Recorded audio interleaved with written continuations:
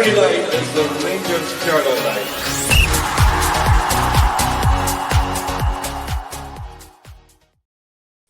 Good afternoon, good morning, or good evening. This is the Lowdown. You are watching the Rangers Journal, and my name is Doug.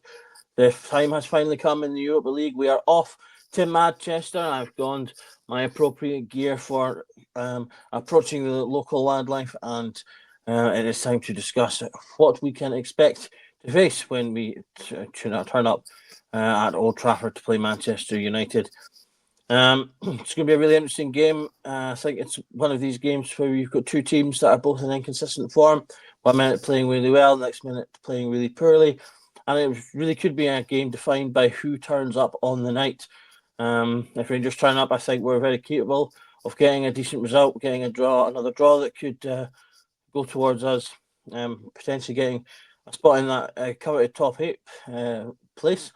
However, with the quality that Man United have, obviously, if they turn up, then that will cause a very difficult evening for us with some of the players they have, the amount of money that's spent on that squad.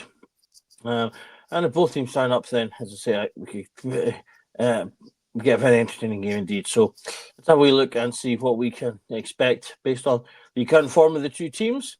So Rangers got a little bit of a run going now with 3 wins on the trot, albeit the last one against Highland League opposition, a team that we really were also beaten 5-0 by our B team.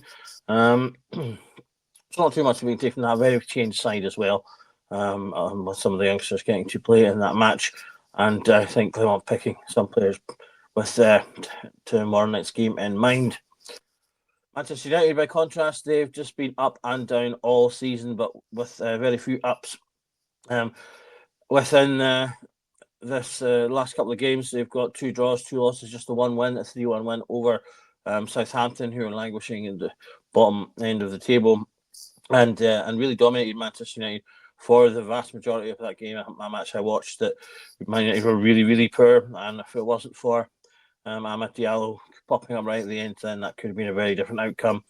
They have had some statement victories. They've beaten Arsenal, they've beaten City, although that was during City's run where basically anyone turned up was essentially beating them.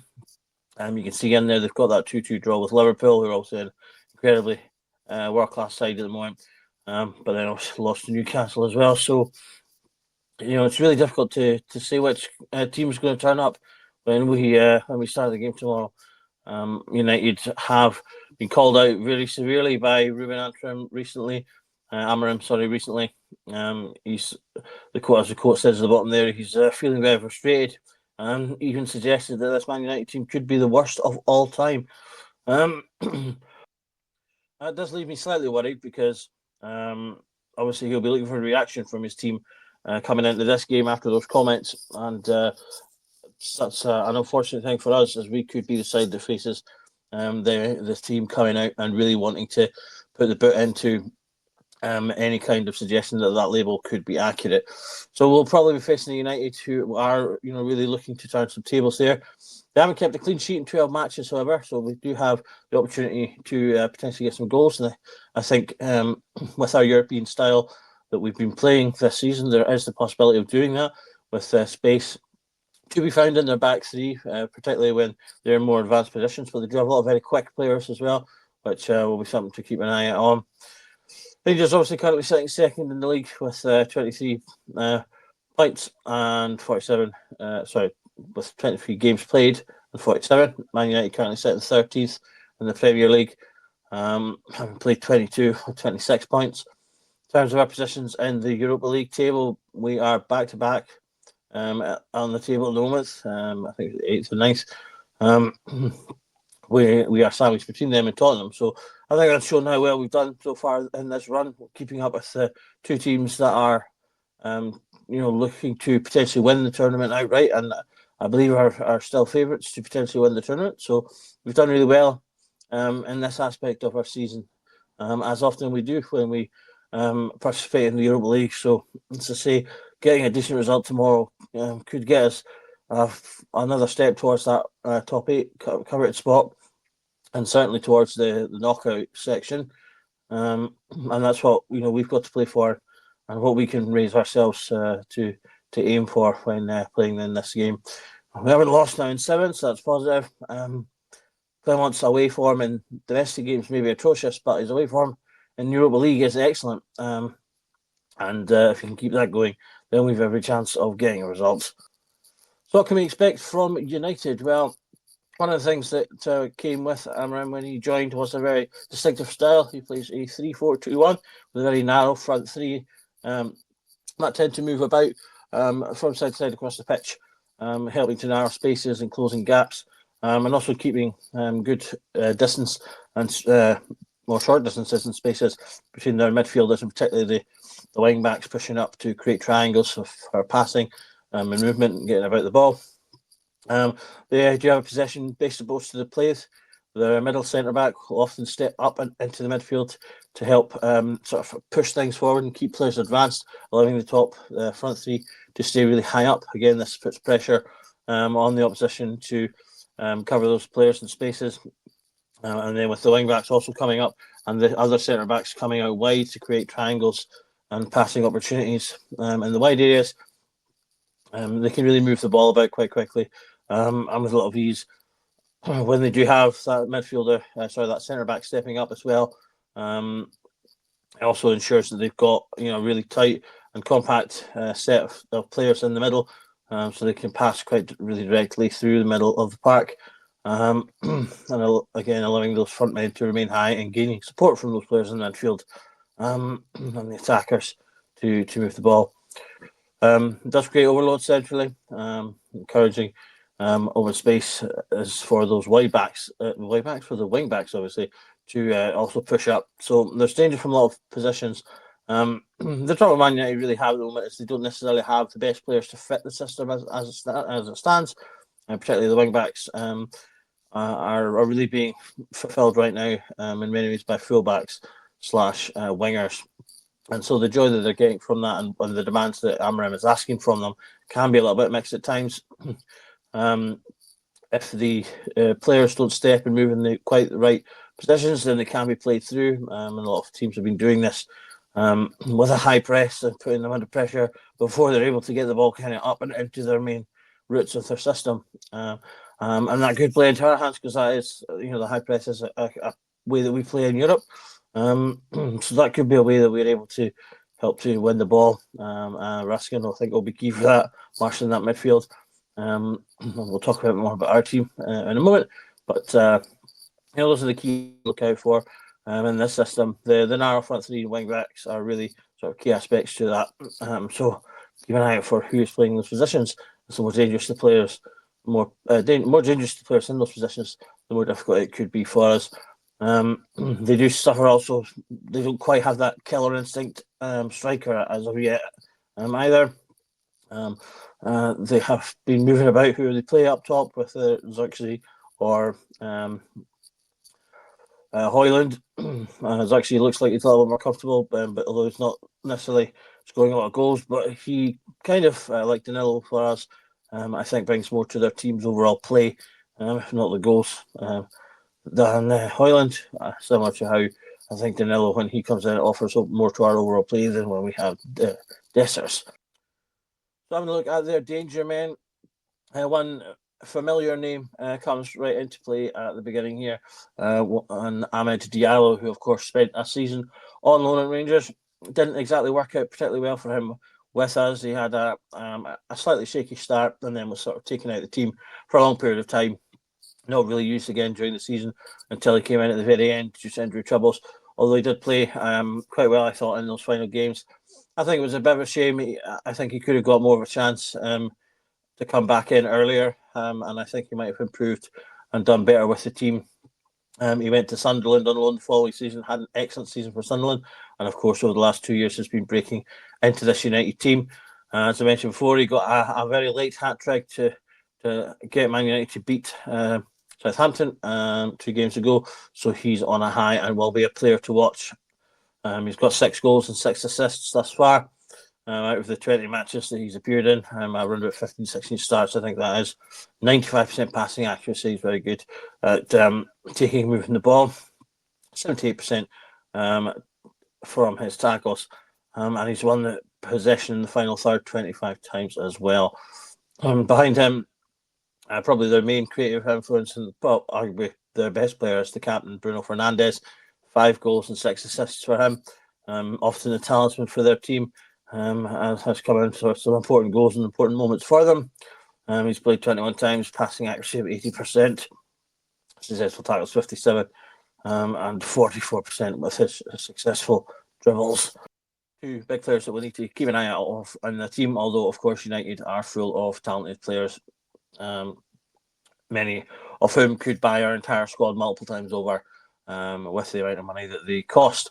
So we'll have to keep an eye out basically all over the park, for the players and quality that they have. Taking a look at ourselves, however, the big news that came out of the presser is that Butland is back in the contention. And reading between the lines, it would seem like he's probably going to start the game and come back in. Obviously, he's got experience of Old Trafford, having been there previously before coming to Rangers. And obviously he'll have played there numerous times during his career in the past. So with his experience, probably is good and the right decision to bring him straight back in. Proper and Balogun will likely be the starters for the centre backs. Obviously, we've had a lot of pressure in that area. We've had NCL playing really well recently in that area. However, he's not in the squad for Europe, so he can't play. Jeffrey, I think, will come in on the left. Tavernier will come back in on the right-hand side. He obviously got minutes in the previous game, having come back from injury. Again, I think his experience and his attacking now will be important for this game. Raskin has been a big player for us. I think he'll be huge in this match, marshalling that midfield, stopping the Man United ball from moving from defence to the midfield through the centre. And he'll almost certainly, I'd have thought, being accompanied by Barron for his industry and effort, getting in the tackle, with Diomande currently suspended for this match. In terms of the attacking setup, I think Egerman's a shoe-in. Obviously, he's been playing so well, scoring goals. He is being talked about down south. I watched a few of the Man United podcasts, and every single one mentioned him. So he is a player that's on the radar and being looked at as a danger. I can see Redvan coming back in, like he did at Spurs. He'll offer a little bit more defensive solidity, but he's also been doing pretty well, attacking and showing a lot of energy as well, industry, which we'll need against sort of the teams of higher quality. And then Barami and Cherny in their sort of normal positions, I think, will start as pair, with Hadji, again, not in the squad, not able to play. Danilo, not in the squad, so unable to play. In terms of other issues, I believe Cortez is just back off injury. Sterling still has a knock, Suter still injured. Lowry has obviously just been sold in the last sort of day or so. Matondo is on the edge of going out the door. It would seem on loan, so he's probably unavailable. And then we've got a new signing, Fernandes, who will not be in the squad, so he will be available to play either. So I think the 11 probably largely picks itself. As I said, pretty much I'm going for the same team that played Tottenham, save for the enforced changes due to suspensions and injuries. So that just leaves me to talk about who I think our game changer will be. And I think the big main player to look at is Nicholas Raskin.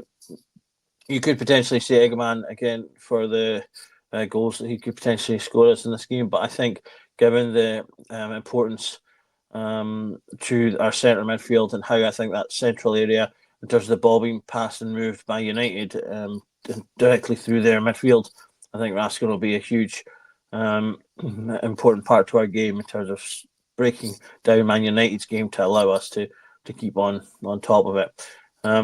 With Bayern beside him, providing again, as I say, that energy and movement and tackling. I think Raskin, with his leadership qualities he's shown lately, taking on the captain's armband, I think will be another one to put in a big performance for the team. He's not getting goals out this season, but he does have 3 assists. 23 years old, having made 19 appearances, 15 starts, 89% passing and accuracy, which has remained high throughout the season thus far. Not only winning the ball, but I think obviously once he gets it, he needs to be able to distribute it well as well, which I think he has been doing. Both tackles and duels are sitting just above the 60% mark, so winning just over more than he's losing. 16 interceptions, 89 recoveries. It just all shows kind of the busy player that Raskin's become in terms of really marshalling that defensive area in front of the back four, taking the ball off the back four and moving it forward. As I say, I think he'll be a key part in our team for the night, along probably with Iguaman, who, as I say, is probably potentially likely to score our goals. Though it'll be interesting to see the likes of Czerny obviously playing direct against the United back line. He could find space in there depending on who he's played up against. And with his direct running, he's always good for a goal, although in recent games, he seemed to be really hesitant in terms of getting his shots away. That's something that he'll need to get a shot of, as it were, to get shots away quicker. As United backline will be straight on him when he comes in towards them. Okay, so that wraps up our lowdown for Man United. I hope you enjoyed the show tonight. As I say, it's a big game for us. Thursday nights are usually good performances for Rangers, and hopefully that will continue. I do believe we can get a result due to the sort of disarray that United are in at the moment. I'm kind of thinking a 1-1 draw for this match, and maybe even 2-2. As I say, both teams have their weaknesses and are up and down, but Rangers do tend to turn up on these big Thursday nights. So the bigger question may well be which Man United turns up for this match. So my main worry, however, is that after the big words that Ruben Amorim has come out with recently, it's going to force United to clap back to that and put in a performance, which, as I say, I think will be probably the big danger for us, is that we might prove to be the team that takes that wrath, unfortunately. But we'll see how things pan out. I'd say a draw would be an excellent result going into the final match against Union Berlin, and a game I think we can win, obviously, especially being at home. A game we should be looking at winning. So everything to play for in this Europa League so far. So let's hope Rangers do well. Enjoy the match. I'll see you for the pre and post matches with the Rangers Journal as we enjoy and participate in the build up and come down from match day. So you have been watching the Rangers Journal. This has been the Lowdown. My name is Doug, and remember that every night is Rangers Journal night. Thank you. Goodbye.